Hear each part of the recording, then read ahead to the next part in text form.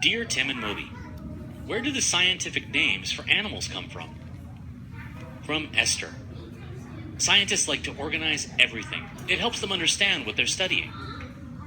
Today, most biologists recognize 8 main levels of classification, also known as taxa. From least specific to most specific, they are domain, kingdom, phylum, class, order, family, genus, and species. All living organisms are classified into different taxa based on their characteristics. The most general taxon is the domain. Every organism belongs to one of 3 domains: eukarya, bacteria, or archaea. Below that, there are 6 kingdoms: animals, plants, fungi, protists, eubacteria, and archaebacteria. Well, let's take the bottlenose dolphin as an example. If we were to classify this guy, we'd start with his domain. Righto, all eukaryotic organisms, those with complex cells that have a cell nucleus, fall under the domain eukarya. So let's put our friend there to start. He's also in the kingdom Animalia, or animals. Now that's still a big category. All kinds of organisms, from cockroaches to sharks to elephants, fit into the animal kingdom. The next taxon down is the phylum.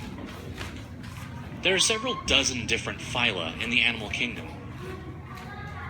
Bottlenose dolphins belong to the phylum Chordata, which includes all animals with spinal cords. And their class is Mammalia, or mammal, which includes animals that have hair, breathe air, and feed their young on milk.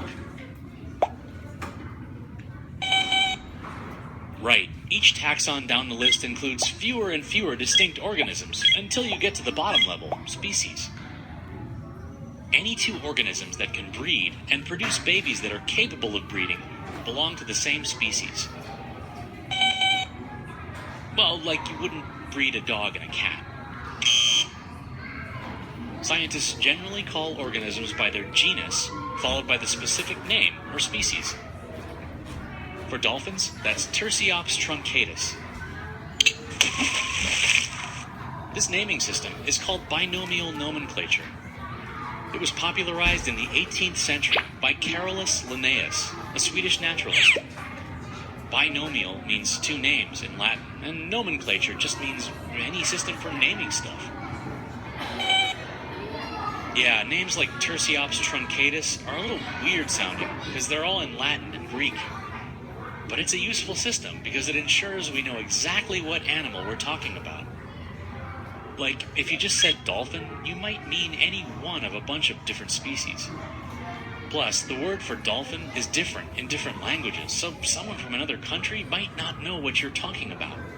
But Tursiops truncatus is recognized around the world to mean one specific species of dolphin, the bottlenose.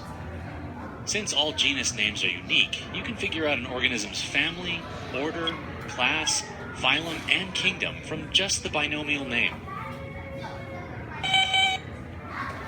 Me. Well, I'm a human, obviously.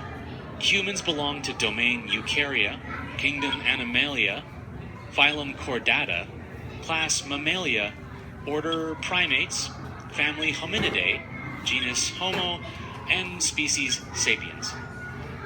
Homo sapiens is Latin for wise man, by the way.